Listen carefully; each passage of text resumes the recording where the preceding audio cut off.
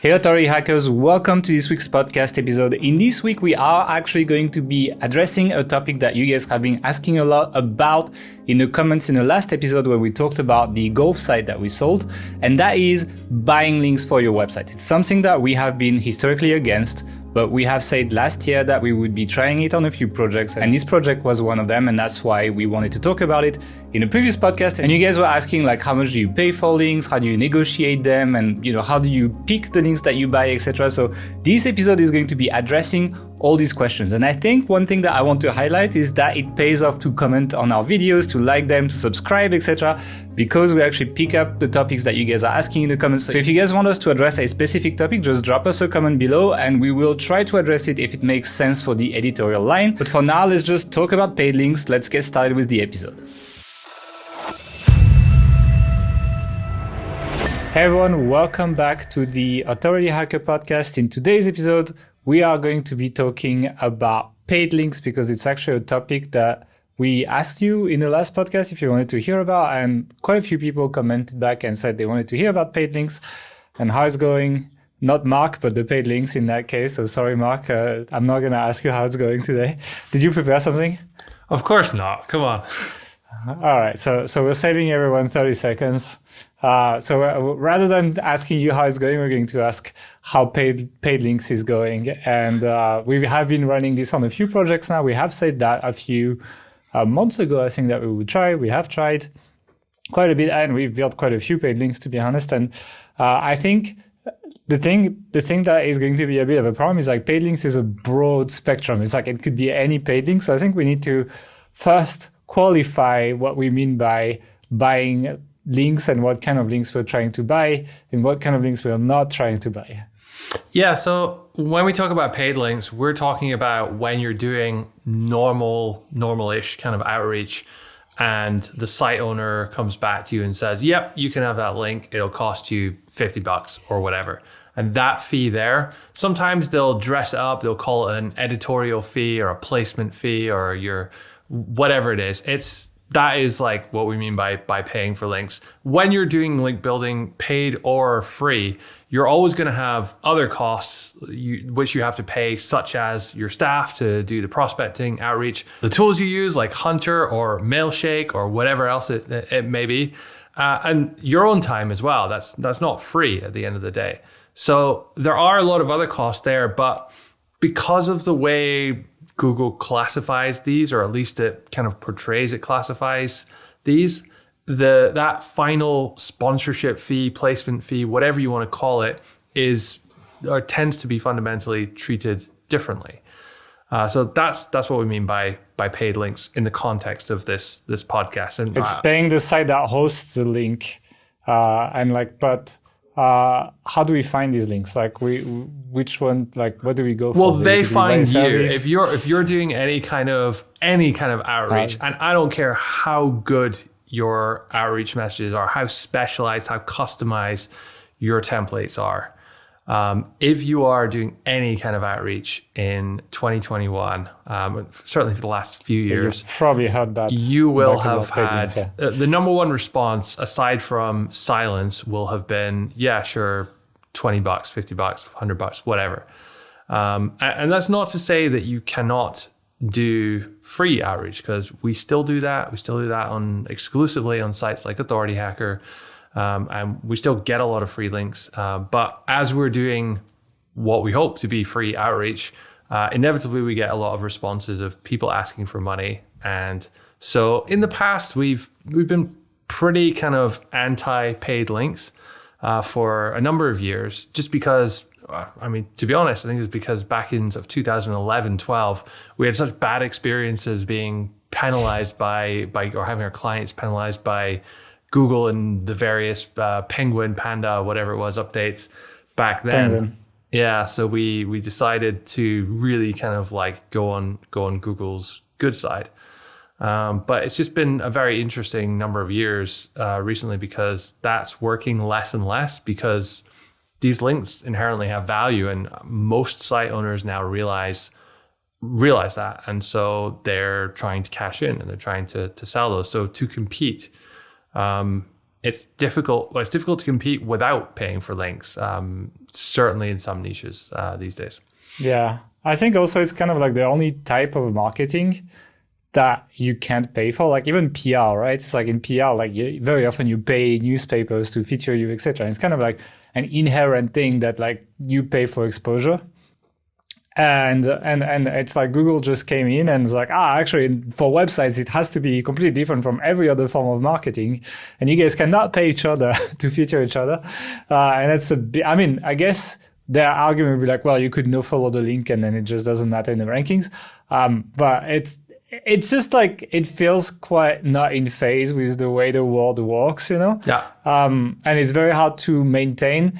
And I think the thing that has made it kind of crack in the last few years is that, you know, as you mentioned in like 2012 or something, Google was pretty active at like hunting link networks and banning all the users and like really like also at that time, the disavow tool did not exist, right? Reconsideration requests did not exist. Your site got hammered, it was gone pretty much. Yeah. You could start over. But Google has been taking a very different stance and policy in the last few years where they seem to be trying to discount links rather like that they think are paid or that they think are good are not good, rather than trying to heavily penalize websites, etc. And like, I mean, look at the Authority Hacker Pro group. When was the last time you saw a message from someone that's like, oh, I got penalized for bad links, you know? I mean, it's been literally years. It's not just our group. I mean, most SEO groups, communities that I see, it's very, very rare that you see someone have a penalty like that or a significant penalty like that. It's normally much more subtle these days, to the point now where it's hard to know if a site's actually getting a manual penalty like this, or if it's just, you know, a slight ranking change, the other sites are going up. And that's kind of knocking them down. So I'd say that the negative aspects and like the downside of paying for links over the last 4 or 5 years certainly has diminished massively. Yeah. To the point now where it's almost flipped the equation on its head. And it's like, if you're not doing it, certainly in some niches, then you're at a disadvantage because everybody's doing it. And a lot of good sites that you are trying to outreach to, you know, in a good way, they're just not going to link to you. Because they're getting 10, 20 other people with the exact same message, and they've got their wallets out. Yeah, I think also one thing that has changed Google's stance is the rise of search intent.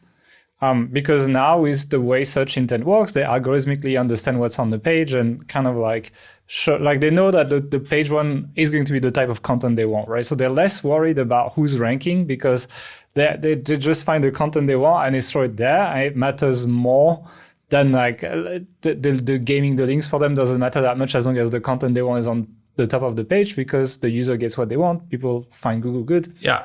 People keep using Google, you know? Let me give you a good example here. So we had a friend a while back. This was like 2011, I think. And it's not like we have any these days. So yeah, he created a single page, and it was like how to date models or something like that. And it was like a picture of a dancing baby or like something ridiculous. And then we put his photo on it. But it was some kind of animated thing on it as well. No, or am I thinking of something? Yeah. Anyway, it, like total like crap content, nothing to do with what the keyword is about. And we just threw a bunch of links to it. This was back when all the grey hat. I was drunk in a bar and I agreed to rank it for him. Yeah. This was for how to date models. This was back when all the grey hat link building tools were actually effective. And it ranked, right? And there's no way it deserved to be there. For a few years, yeah. And what's different today in 2021 and hopefully beyond is that can't happen. You can't brute force your way to number one in most cases just with links, unless you also have good, it doesn't have to be amazing, but good content that matches search intent as well. Yep. And so Google, I think, is less concerned about, as you said, who ranks number 1, 2, 3, 4, 10, 20, 30. If all of those pages are similar, they all match search intent, they're all decent quality, it's not really that big of a deal who ranks. It's not worth the effort for them, for them to hunt it. Exactly. So there seems to be a bit more leeway in that sense. Now, the takeaway there is also that you can't just throw a bunch of paid links at a shitty affiliate review and expect it's gonna rank. You also have to make a good effort at producing high quality content as well. And I think we're seeing more and more sites, more and more content for keywords just get so similar because everyone uses tools like Surfer, and they're just rewriting, and it's there's this, I don't know, gravitas of content at the top of Google, and it's all kind of the same. So in those cases, you actually can get ahead of the other then links people matter, by links, by having links, and buying links is the easiest and fastest way to do that, really. I think the way you buy links as well matters, right? Because there's like, it's like people can do it in a shitty way, or you can do it in a smart way. I think, on the side of caution, I would say do this in a good way. And like usually, like when we talk to our link builders, our link building team about buying links, like I tried to emphasize at the beginning, I was like, guys, let's use this opportunity that we have less resistance to build links, to actually build better links rather than just trying to do as many as we can as well, etc. If you have a goal to build as many links as possible and you're willing to pay for them, then you will build a lot of links, right? But there are equally, as the market has kind of evolved and lots of people are willing to buy links, that's actually attracted people who will sell links. And that's all they do. They don't actually run real sites. They run sites which exist purely to sell links on. And so they're kind of like chasing the market in that way. And there's a ton of absolutely horseshit websites that are they're not going to help you rank whatsoever. But if your goal is to tick a box and say, oh yeah, I built 20 links this month, then they will let you tick that box. And I see a lot of kind of agencies and link building services kind of falling victim here to, not really falling victim because I think a lot of them know what they're doing, but using these sites or networks of sites where they'll have like 200 websites, and you'll outreach to them, they'll send you back a spreadsheet with a list of all their sites, and $10-20 each. And if all you have to do is satisfy a client and give that a report to them, then sure. But is it really going to help you rank? Then I would say a lot of the time, probably not. Yeah, most of these networks are quite obvious to Google. Like if they're on the same IP range, if they're on the same host, if they're on it's, I'm not saying that you will get caught for it, but like the chances of like these links being discounted is higher than if you just do it the proper way. So I guess the question to ask now is like, when do you need to pay for links? What are you looking for? And how to use paid links in kind of a smart way and not a dumb way. Like, I'm sorry, but a lot of people I think do. So like what are our rules? Like, what are we looking for when we do this? So we're looking for links from genuine sites. So that's the main thing. You don't want a link from a guest post farm. You want a link from a real site which has traffic, which has ideally some DR, and also which is kind of relevant. There are a lot of...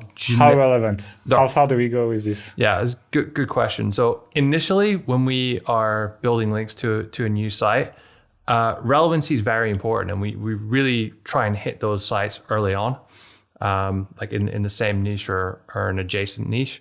Later on, as you start doing a lot of outreach every day for a year, then you'll inevitably run out of those targets, and then you'll have to go a bit broader and hit more kind of broad news sites or just more generic sites, I guess. So relevancy important early on. High DR is good. Now, when you first start a site, you're DR 0, and we kind of have, it's not a definite rule, but we kind of try and target links higher DR from a site which is higher DR than our own site. So if you're DR 0 and it's a new site, anything's fair game. Site, yeah. You're still probably not going to...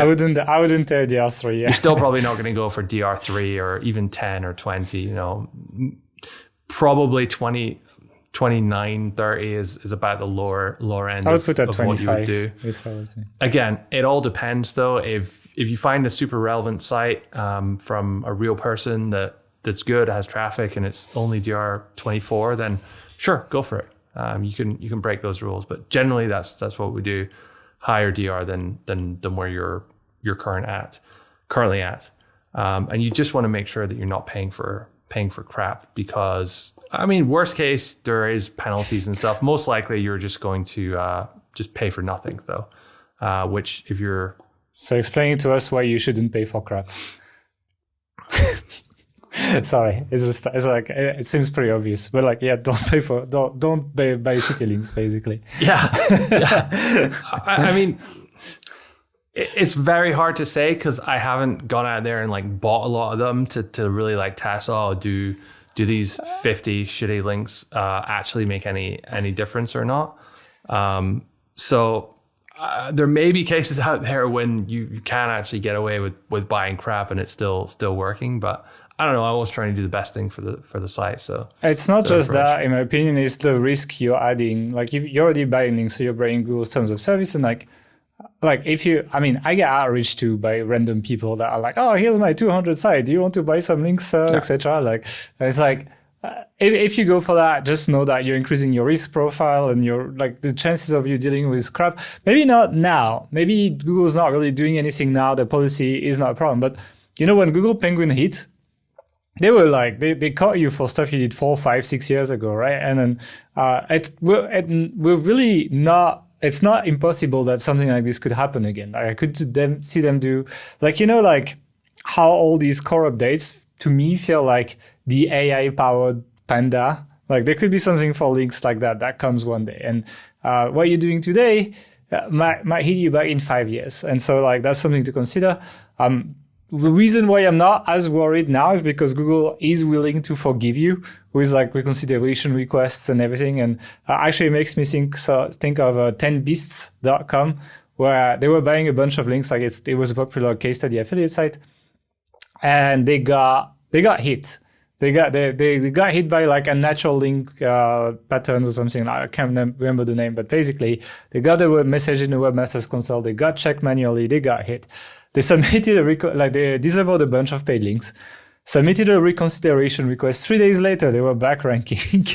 And so that makes me a bit more confident that we are not in a situation we were like many years ago, and that you can be forgiven. But you also need to understand that the crap you're doing today, even if it passes by, increases your risk for tomorrow, and it's a balancing act of like risk reward, you know? I would also add to that. So if you're running a new site, then yeah, it's a great way to kind of give it a kickstart, get off the ground.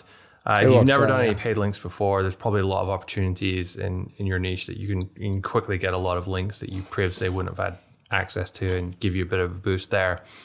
When you start to get a little bit like higher into, you know, maybe you have DR70 plus site, bit more established, have more established competitors, then these paid links tend not to be the DR80 plus sites that are selling links, right? Because they have real businesses, they're making money elsewhere, and they don't need the hassle or the risk to themselves.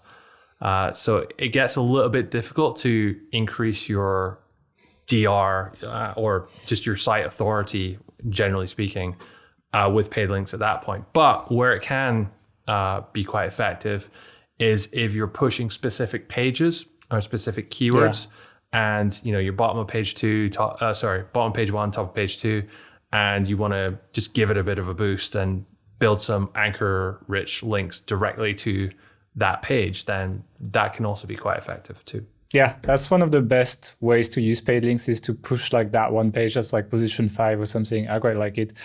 And we do that a lot, and it's working quite well for some big keywords, etc. So highly recommend it, basically. Okay, so now we understand how we use paid links, which ones we want, etc. How do we make sure they're not crap? How do we make sure the quality is there? And how do we future-proof this as much as possible, which I think is going to be a concern for a lot of people. So you should, generally speaking, be using similar or the same processes that you would for free links in your prospect filtering, and accept similar sort of standards. However, what I found happens is with free links, because they're free, because you're not paying for them, if something's kind of marginal or borderline, or, you know, it doesn't look that great, but they're like, okay, yeah, here's a free link, will generally take it because it's a free link. So you maybe need to just dial things up a little bit and be a little bit stricter. I mentioned before that whenever someone offers you, here's a list of 50 of my sites and with a price list for links for them, generally you want to walk away from that situation. There are exceptions, but on the whole, they tend not to be that great. So that's a red flag. And they'll often offer that quite early on in the discussion as well if you show interest. As I mentioned as well, you want to look for sites which are higher than your DR, generally speaking as well. All these rules can be broken, by the way, if there's like a particularly good relevant site. If it's very relevant, relevancy breaks all other rules, I think, except if they're linking to casino and porn sites. Yeah, so I mean, let's talk about that. So check their outgoing links in Ahrefs or a similar tool to see where they're linking to, especially where they've been linking to recently. And you have to be a little bit careful here because a lot of sites out there that sell links will sell links to not necessarily porn, but gambling, CBD, stuff a little bit on that side of things. And if you take a blanket approach that if I find one link to a casino site or one link to a CBD site, then I'm not going to get a link from it, then you probably cut out 99% of paid link prospects there. So it's more about saying, hey, are these linking to a ton of casinos, or is the odd one in here that's like in a decent guest post and done kind of okay? Then maybe you let that slide. And it's really just about being kind of pragmatic with that stuff and not being too. It's difficult for us when teaching this to create a formula. If you see this, then do this or this, because it takes a bit of common sense. Exactly, it takes a bit of common sense, critical sense, and that you kind of gain that a little bit from experience. There has been also recently sites have learned to game DR, so they're actually not very good sites, but they have a decent DR, and then when people outreach to them, they just look at the DR and think, oh, okay, that's good for a link, and they'll pay them. So any site which are doing something dodgy like that. How do they game the DR? I don't know the exact way they do it. One of our link building team has actually been doing some experiments to see how that works. And I know Ahrefs have tried to clamp down on it recently, but at least according to the information I have, it's still fairly prevalent. So you have to be a little bit careful there and look at things like traffic and how old the site is, how much content do they have. Do they really deserve to be, DR40 with this? Maybe there's some profile? sites that are bugged and give you an incredible amount of DR if you get a link from it, but they're quite easy to get a link from or something like this. You could find this kind of high efficiency, easy to get links from site and then get the DR up quite quickly. Yeah, and then obviously once you have a DR50 site, then it's easy to make, pass that on to another, just link to it, etc. Talking about that, can you imagine that 7 years ago, I think, the link in your bio on YouTube was do follow, and you could bump your DR to 30 immediately with a bio link from YouTube or something. Yeah, I mean, so that's probably the kind of stuff that they use. I'm just thinking all the crazy link building tactics back in sort of 2010 that we were doing. These forum profile links and all these automated tools, index ticket systems, and oh god, X rumor. Anyway. No. Let's talk about link building services. Would you use link building services? Which ones would you be comfortable using? Which ones would you not be comfortable using? And should people use them? I mean, there's no way to answer that question. Yes, they're good. No, they're bad. Blanket, as much as you have good people doing outreach and bad people doing outreach in terms of the results and quality, you have the same with link building services. What's interesting about a lot of services is that to actually do outreach, right? To set up an email account in maybe your name, your site's name, and do outreach, and you have all those negotiations. It takes some time. It's a bit of effort. it's not cheap to do. It's not very efficient to do. It's much more efficient for a link building service to have a database of 200 sites that they know they can get links from for like $20. Again and again, yeah. And then, everyone that comes through gets some of those links, or, a mix of links in their database. So looking at it with a link building service, you're looking at how much of the links they're acquiring is from new outreach versus existing relationships. That's a good thing to pay attention to. And it's absolutely fine, and that some will come from existing relationships, right? If you're doing a lot of outreach for a lot of clients, you're going to get to know site owners, and there'll be some good ones in there as well. So it can be an advantage as well as a So you need to understand how the link provider is getting their links, basically. Like, are they outreaching or not? I think most of them don't. They outreach to build up the database, and then they resell the database pretty much. And that can be a good and a bad thing. And very often you don't have too much control, like which domains your sites land on. So you need to be I think I would screen for like my ability to give them specific criteria and their ability to match what I've asked. If they do that, I think I'd be comfortable outsourcing. I think it's expensive. It's very expensive to outsource link building as well. Like, people charge a lot for it.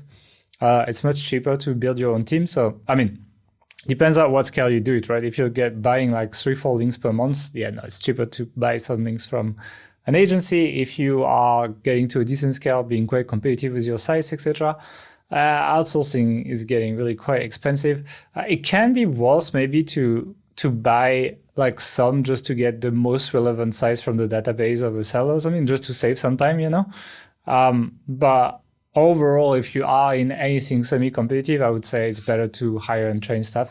More and more for ourselves, for our sites, etc., we are getting into like hiring full-time staff for pretty much every position. I know it's not possible for everyone, so some stuff you need to outsource, but link building is notoriously expensive to outsource to people who sell link building. I find compared to like what it costs to actually build a link. So that's something to think about if you want to be efficient with your money. Let's talk about price, because I think people want to know, and that's when it's going to be interesting, because I was talking about how it's expensive to outsource. Like, I want to know how much we pay per link as well when we do the outreach ourselves. And I think one fundamental difference of like good quality paid links versus shit quality paid links is usually shit quality paid links, they outreach to you and you get them in your inbox. And good quality paid links, we outreach to them. We find the sites we want, and then we want a link on your site. We've actively decided we wanted a link on that site through our criterias. And so like we do get better links because of that. But let's go back to how much it costs. How much do we pay for a link? So every person I asked about this in the last year or so, they would always give me an it depends answer, because I guess they hadn't really like worked it out in their own mind, or they didn't have that much of a model, or to be honest, it was a little bit random. And sometimes you get like DR30 sites asking for $600 and crazy amounts of money like that. After doing this on a couple sites for almost a year now, I can say that a very, very, very rough ratio is about $1 per DR. And that applies up to about DR70 or so. So DR30, $30, DR40, $40, DR50, $50. Now, there are exceptions that are a quarter of that, and there are exceptions that are 4 or 5 times that. There's a lot of it. It depends. But if you want a general rule of thumb for what you should be paying, then think of it like that. Now, what you end up paying at the end of the deal versus the initial price they quote you is also often very far apart. So they'll give you a highball offer, usually in the hundreds of dollars, certainly for DR50, 60 site, and then you kind of negotiate down. And the whole negotiation process with links. So it's like a Chinese market, basically. It's very interesting, yeah. So I would say it's less of a negotiation in a business sense and more of haggling in you go to the Chinese market or whatever. Yeah, exactly. Like I lived in China for a few years, and there was this massive market in the center of Shanghai. And you buy anything there, like Nike Air shoes that looked amazing, all sorts of handbags. Completely fake, by the way. Any DVD that's ever been made. And it didn't matter like which stall you went, who you went to. maybe this is because I was like obviously a foreigner, but you go there and they get a little calculator out and they'd say, it's $100 or something for these shoes. And then you'd be like, oh, well, this is crazy. Oh my God, I'm walking away. And walk away and then they'll come after you. And then it's almost special like, price for you. Yeah, it's almost like this dance, right? You both know what's up and you both know that what the other person's doing and how it's doing, but you just kind of have to play that out. If you don't, and if you kind of lose your cool and that's when you end up saying, I'll just pay it and I'll get it done with, or you walk away and you don't get what you're after. And the seller knows that to an extent, so they can kind of sometimes use it to their advantage. So don't take this personally. Treat this as like a business negotiation. It's a game. Have a read of some negotiation books. Maybe not like the high-end ones like 3D negotiation, but the haggly type books. A really good one, Never Split the Difference by Chris Voss. He was an FBI hostage negotiator. So it's a really entertaining book at the same time. But just get a basic understanding of some of the fundamentals of what happens. Just be aware as well that whatever you read about negotiation in a book, it's going to go differently. It's a little bit different online in email because you can't see the other person. The body language aspect isn't there. They have time to respond. So just play around with different strategies, and you'll find that it kind of works differently for different people. There's definitely a cultural thing with negotiation, and I mean this in absolutely not a derogatory way, but people from like Southeast Asia, East Asia, South Asia, like India, Pakistan kind of thing. They love a good negotiation, and they're very, very good at it. So you kind of have to play that game to an extent. I found that with Western European, American, Canadian site owners, it's less of a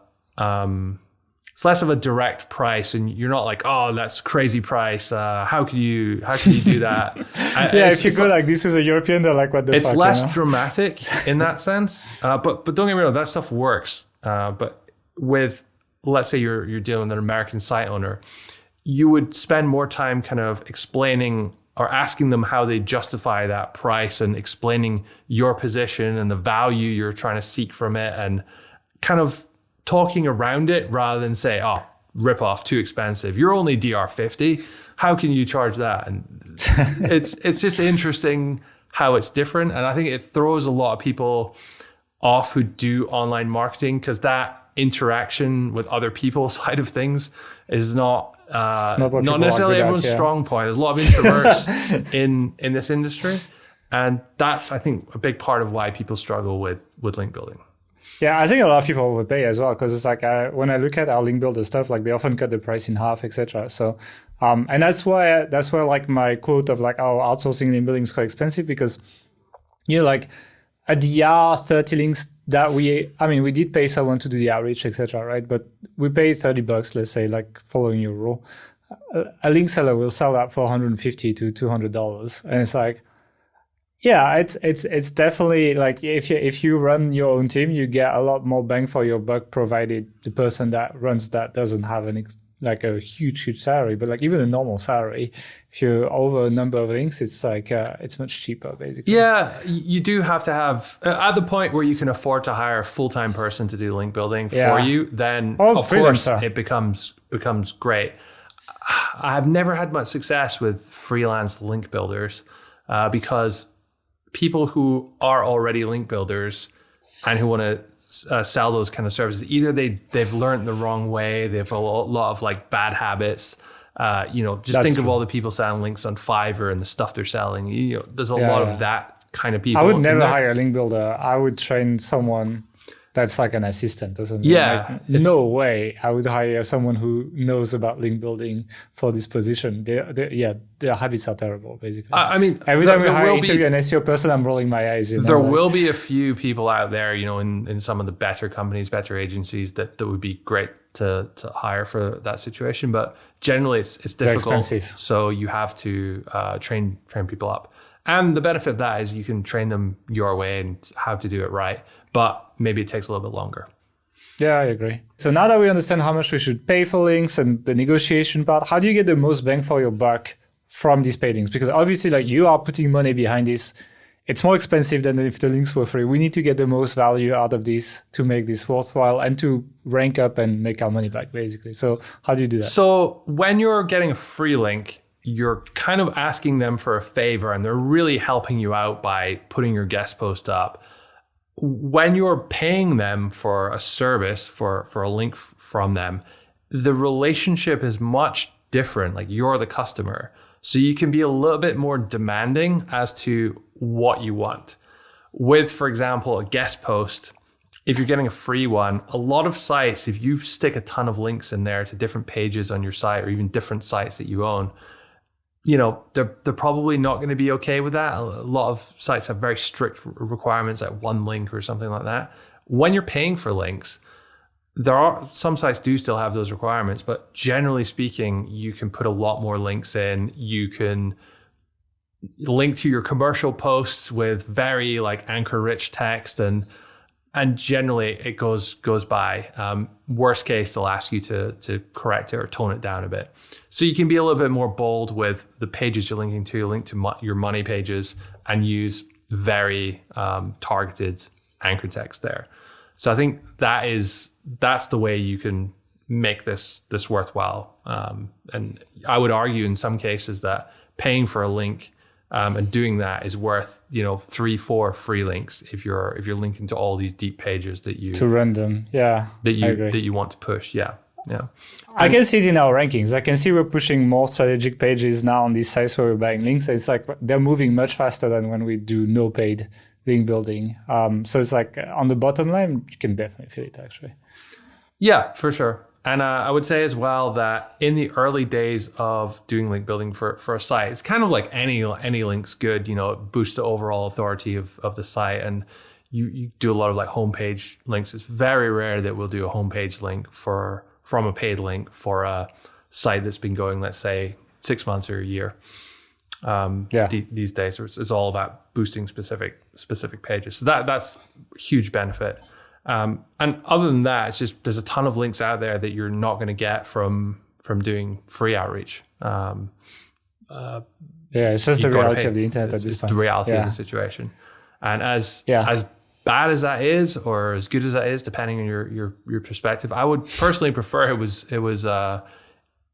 not the case that you had to pay for things, because I think we could outcompete a lot of people on outreach quality and messaging and things like that. But even with the absolute really pushing that stuff, making heavily customized, good outreach messages that's very specific to the individual you're talking to, they just don't open them or don't reply or just send you back the price in a lot of cases. When was the last time you gave a free link? Good point. Even back in the day, it was very, very rare. Exactly. It's to be honest, not a lot of people ask me for them these days. But I want to say, here you go, people. You can outreach to Mark. Don't.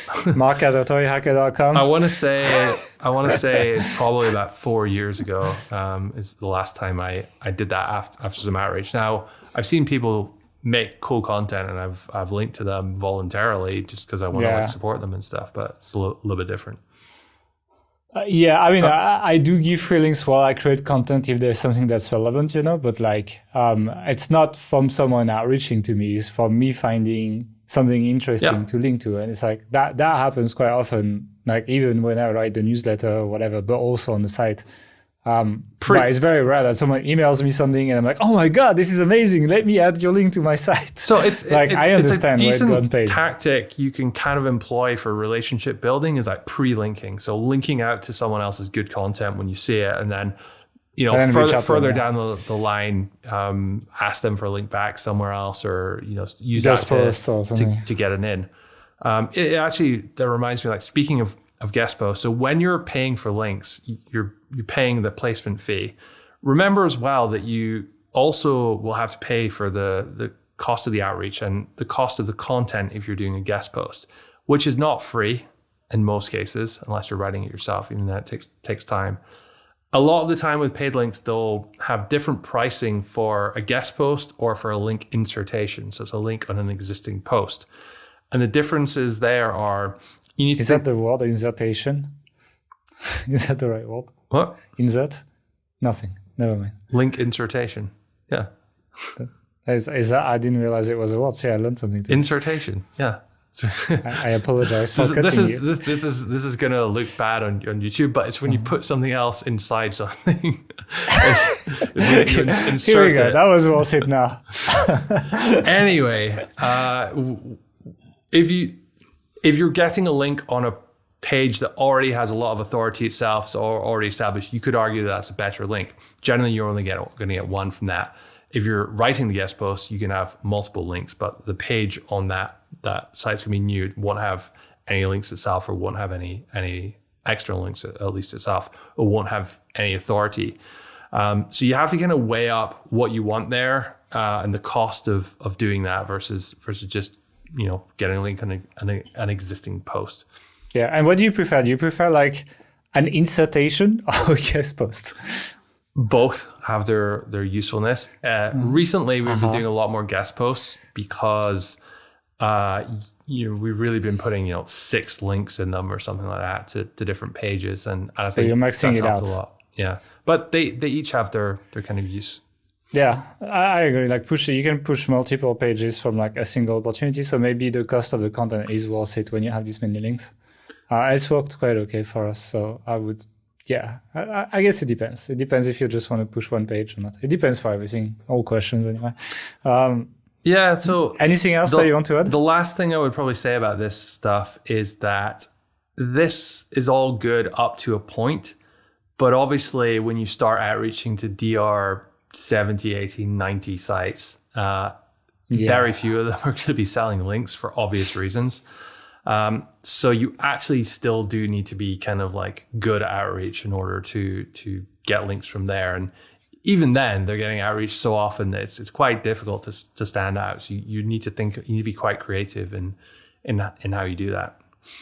That's when you do the digital PR, I think. Yeah. That's when you overlay digital PR on top of that, when you get to this kind of like higher level and you need to figure that out. It's much more difficult than paid links. But that's how you get these really high DR links and so on. And that's why big companies do like digital PR a lot, because these are the links that move the needle for them, actually. Okay, anything else to say about paid links that we haven't mentioned so far? No, just want to, again, reiterate what we said at the start about the risk factors and what you have to consider there. Yeah. There's a not without its inherent risk, even if it's been okay for the last like 4 or 5 years and you don't know anyone that's ever gotten penalized. That's not to say tomorrow everyone that's done it doesn't get like a manual penalty somehow. Yeah, it's happened before. So you have to kind of be a little bit careful with that and just understand what you're getting into. So next time we start a site, would you recommend we pay for links or not? Yeah, probably. Okay, probably. Cool. I think that's something people want to know, like in a very clear way. Okay, well, we're gonna close the podcast here. So if you guys enjoyed this podcast, don't forget to subscribe, like the thumb up, and also the notification bell. I think I'm still not that good at this. And let us know in the comment section if you are paying for links, or if you are considering paying for links, what experiences you have, etc. So we can actually, we created that podcast from your comments, so we do read them. And we are quite interested to know how you guys are doing this. Thank you for listening, and we'll see you in 2 weeks for another episode. See you later. Tools you use like Hunter or Mail, what's that called again?